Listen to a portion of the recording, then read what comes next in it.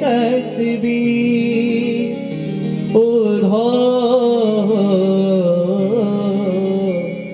मन न भय 10 20 एक हूँ तो सो गयो श्याम संग एक हूँ तो सो गयो श्याम संग केहि अब राधे केहि अब राधे ओधो मन न भय 10 20। हे उद्धव, हमारे पास तो एक ही मन है जो हमारे श्याम सुंदर के साथ चला गया है। अब हम किस मन से आपके निर्गुण निराकार ब्रह्म का चिंतन करेंगे? एक ने कहा, हे उद्धव जी, मुझे तो लगता है आप वेद शास्त्र पुराणों की बड़ी बड़ी बातों में आकर के थोड़े भटक गए, आपकी बुद्धि भ्रमित हो गई है। नहीं तो भला ऐसे श्याम सुंदर का सानिध्य छोड़ करके आप हमें यहाँ गोपियों को उपदेश देने के लिए आते? सारी गोपियां भगवान के प्रेम में इतनी डूबी हुई हैं, सारी गोपियां दौड़ पड़ी हैं। हे उद्धव जी, कौन कहता है हमारे श्याम सुंदर हमसे दूर चले गए हैं? गोपियों ने वृक्षों को पकड़ लिया है। उद्धव जी देखो देखो देखो देखो, ये रहे हमारे श्याम सुंदर। लताओं को पकड़ करके कहती हैं, देखो देखो देखो, ये रहे हमारे श्याम सुंदर। उद्धव जी गोपियों के चरणों में गिर पड़े। धन्य है ये गोपियां जिन्हें इस वृक्ष में, पौधों में, लताओं में श्याम सुंदर के दर्शन हो रहे हैं। मैंने समस्त वेद शास्त्र पुराणों का अध्ययन किया, लेकिन आज तक मुझे सर्वत्र ब्रह्म है इसकी अनुभूति नहीं हुई। मैं इन गोपियों को कौन से ज्ञान का उपदेश करूं? उद्धव जी गोपियों की चरणों में गिर पड़े। गोपियां उद्धव जी को लेकर के राधा जी के पास आई। राधा रानी एक वृक्ष के नीचे बैठी हुई हैं। चारों तरफ से गोपियों ने उन्हें घेर रखा है। रो नहीं रही है क्योंकि भगवान ने उनसे वचन लिया है, राधा कभी रोना मत। भगवान को जब राधा रानी की याद आती है तो वो उनकी याद में रो लेते हैं, अपना मन हल्का कर लेते हैं। लेकिन भगवान ने राधा रानी से ऐसा कठोर वचन लिया है कि राधा रानी रो भी नहीं पाती।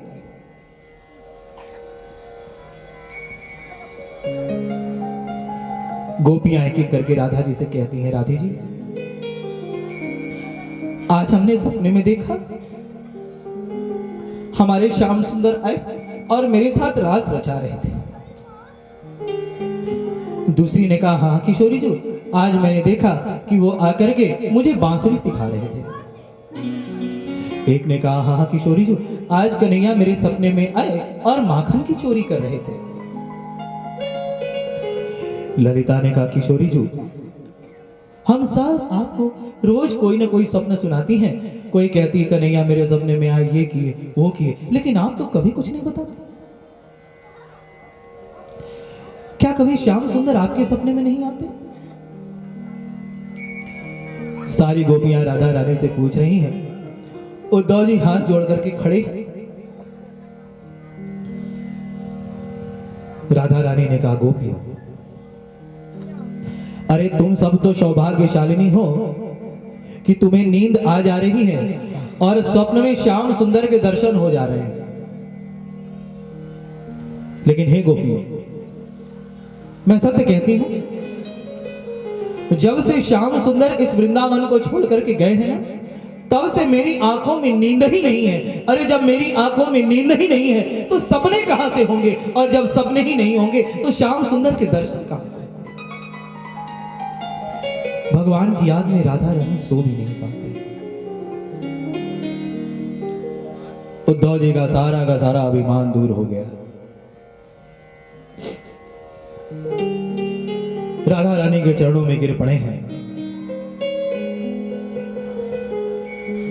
आए थे गोपियों को ज्ञान का उपदेश देने, उल्टे गोपियों ने ही उन्हें प्रेम का उपदेश दे दिया। उद्धव जी भगवान से कह करके कहते, प्रभु मैं बस 2-4-5 दिनों में ही वापस आ जाऊंगा, लेकिन आज 6 महीने बाद लौटा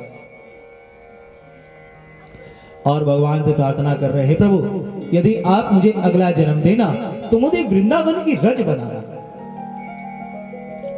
मुझे वृंदावन के घास बनाना, ताकि ऐसी गोपियों के चरणों से लगकर मेरा जीवन धन्य हो जाए।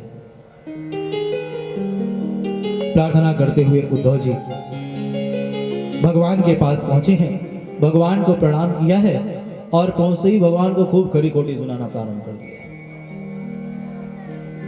कहा, प्रभु हम तो सोचते थे आप बड़े दयालु हैं, बड़े कृपालु हैं, लेकिन वृंदावन जाकर के पता चला कि आप कितने कठोर हैं।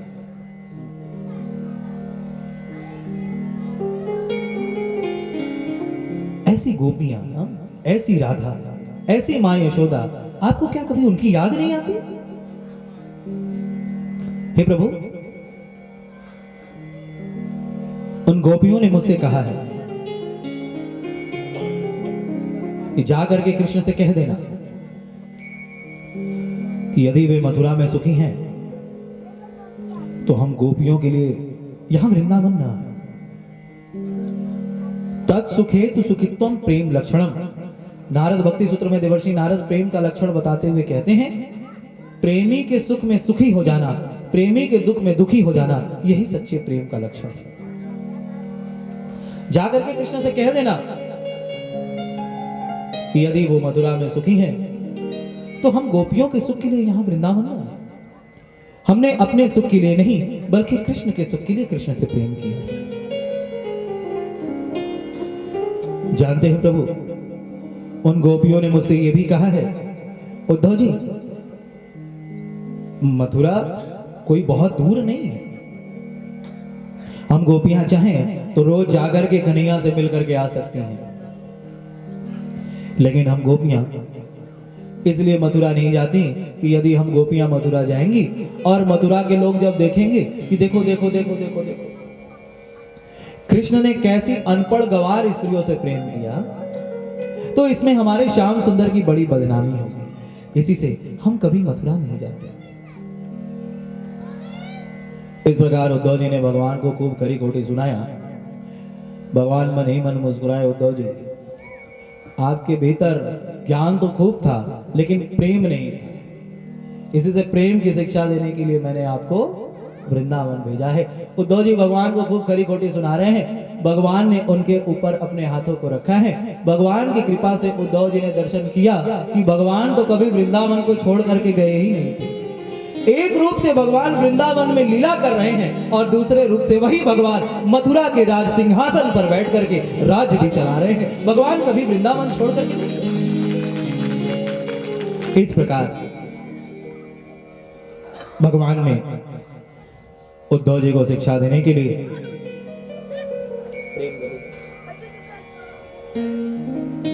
वृंदावन में भेजा है।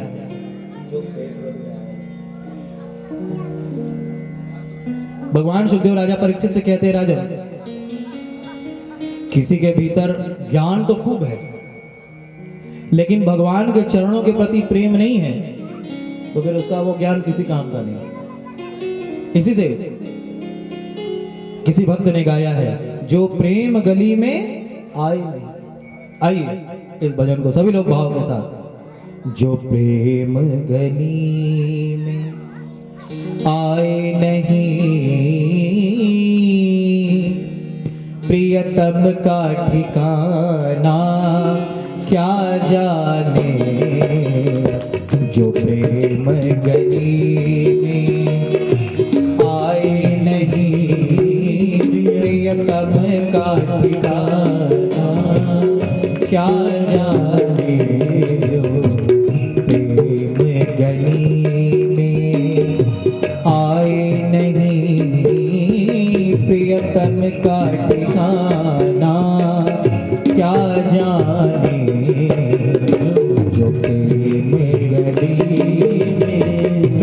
ताली की सेवा।